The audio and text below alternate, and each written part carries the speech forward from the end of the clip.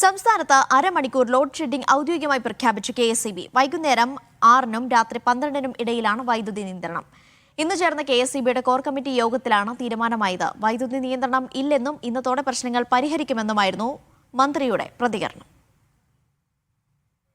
അപ്രഖ്യാപിത load ഷെഡിംഗുമായി പിടിച്ചുനിന്നാൽ ജനരോക്ഷം കൂടുമെന്ന് KSEBക്ക് മനസ്സിലായി. ഗത്യന്തരമില്ലാതെയാണ് ഔദ്യോഗികമായി തന്നെ പ്രഖ്യാപനം. വൈകിട്ട് 6-ന് ശേഷമുള്ള ഇലക്ട്രിക് വാഹന ചാർജിംഗും ചൂട് കാരണമുള്ള അമിത AC ഉപയോഗവും പശ്ചിമേഷ്യൻ യുദ്ധത്തെ തുടർന്ന് ഗ്യാസില്ലാതെ ഇൻഡക്ഷൻ അടുപ്പിന്റെ ഉപയോഗം കൂടിയതും പ്രതിസന്ധിക്ക് ആക്കം കൂട്ടി. കേന്ദ്രത്തിൽ നിന്ന് മുടങ്ങിക്കിടന്ന 200 മെഗാവാട്ട് വൈദ്യുതി ഉടൻ കിട്ടിത്തുടങ്ങുമെന്നും അതോടെ പ്രതിസന്ധിക്ക് ശമനമുണ്ടാകുമെന്നും KSEB അറിയിച്ചു. ഇന്നത്തോടെ പ്രശ്നത്തിന് പരിഹാരമാകുമെന്നാണ് മന്ത്രി K. കൃഷ്ണൻകുട്ടി പറഞ്ഞത്.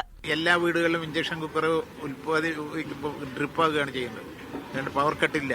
ഇന്ന് തൊട്ട് അതുമില്ല. ഇന്ന് തൊട്ട് 250 മെഗാവാട്ട് കിട്ടി.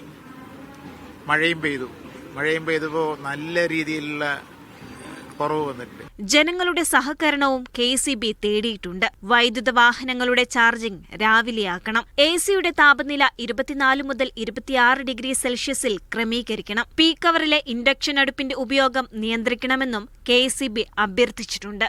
മീഡിയ 1 തിരുവനന്തപുരം.